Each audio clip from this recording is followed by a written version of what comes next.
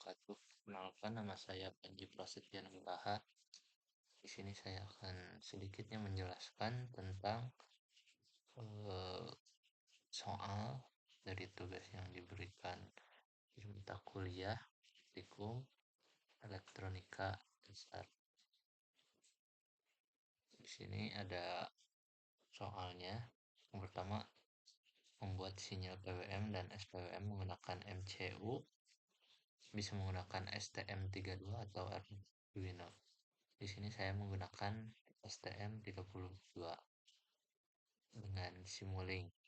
Kemudian jelaskan dati cycle dan detiknya itu berapa, dengan variasi 1000 Hz, 10.000 Hz, dan 20.000 Hz. Nah, mungkin sebelumnya saya akan menjelaskan sedikit perihal apa itu PWM. PWM merupakan teknik modulasi yang digunakan untuk mengatur besar daya yang dikirim ke beban dengan cara mengubah lebar pulse sinyal dengan pada frekuensi tetap.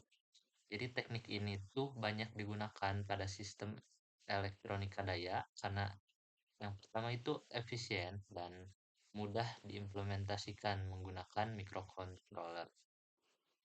Kemudian pada PWM juga parameter yang diubah adalah dati cycle, sedangkan amplitudo dan frekuensinya itu dijaga tetap. Secara matematis, dati cycle didefinisikan dengan oh, TON per T kalau salah, yaitu TON itu waktu sinyal kondisi dalam kondisi dalam high, kemudian T itu adalah periode total sinyal.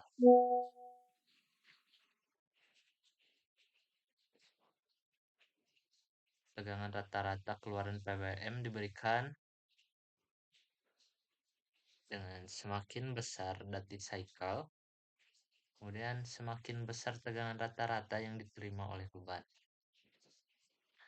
Kemudian prinsip kerja PWM, yaitu PWM dihasilkan dengan membandingkan sinyal referensi terhadap sinyal carrier berbentuk gelombang segitiga atau kayak gigi gergaji gitu.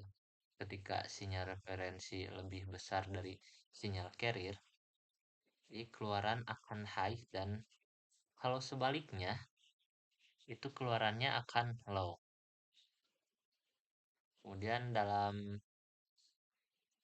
mungkin pengaplikasian praktis PWM, yaitu bisa juga contohnya kayak pengaturan kecepatan motor DC, pengaturan intensitas cahaya LED, switching power supply, pengendalian konverter DC ke DC.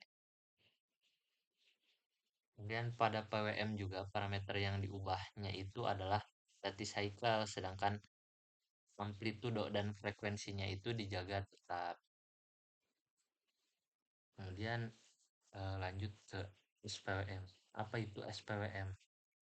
SPWM itu yaitu sinusoidal pulse width modulation, yaitu salah satu metode modulasi yang menggunakan gelombang sinus sebagai sinyal referensi dan gelombang segitiga sebagai sinyal carrier.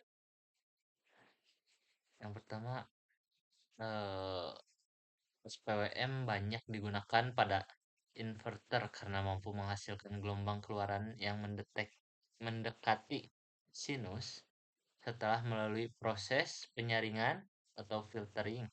Kemudian adapun indeks modulasi, terdapat dua parameter pada SPWM. Yang pertama indeks modulasi amplitude, yang dimana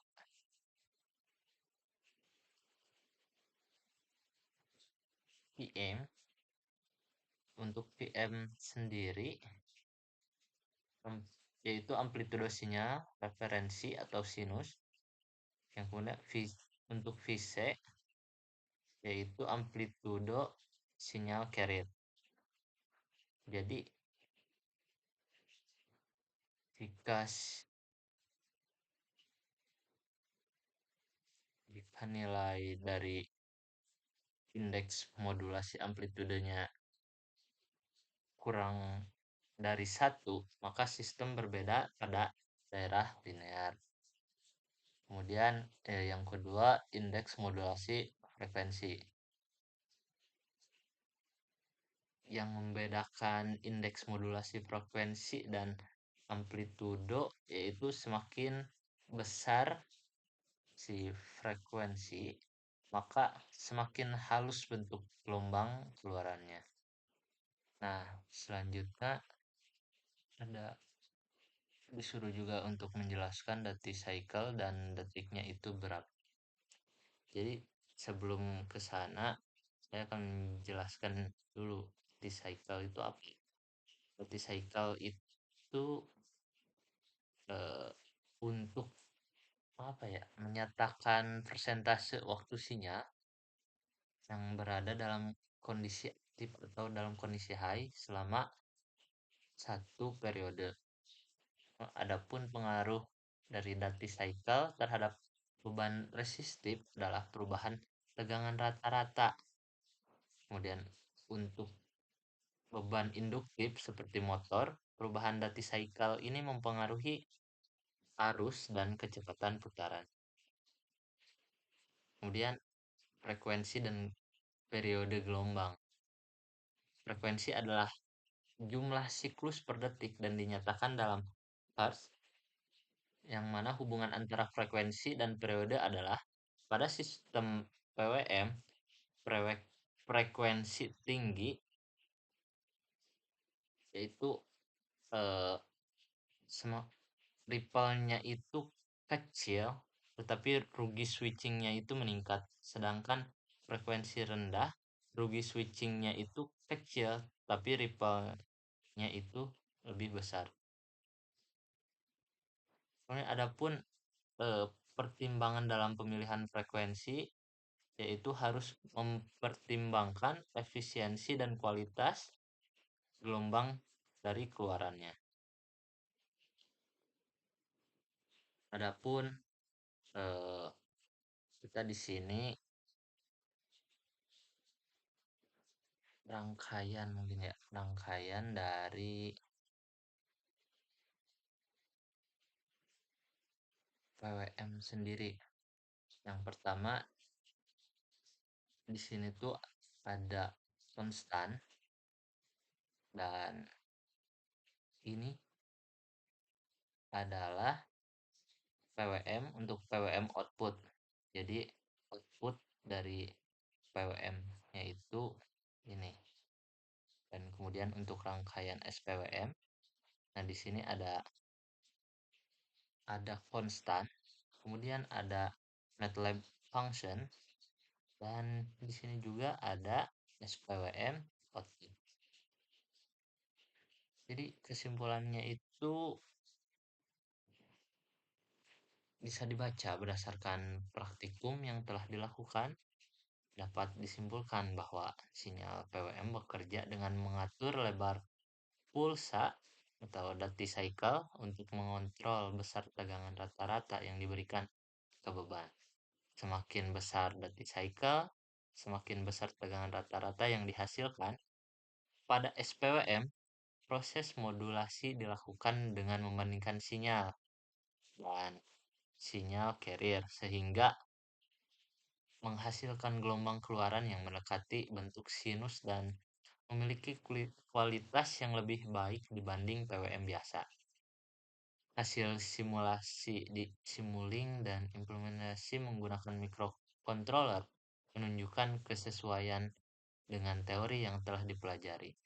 Mungkin segitu saja karena saya tidak bisa memperlihatkan hasil dari hasil pengujian dengan osiloskop. Mungkin segitu saja yang bisa saya jelaskan. Kalau ada kesalahan mohon dimaafkan. Wassalamualaikum warahmatullahi wabarakatuh.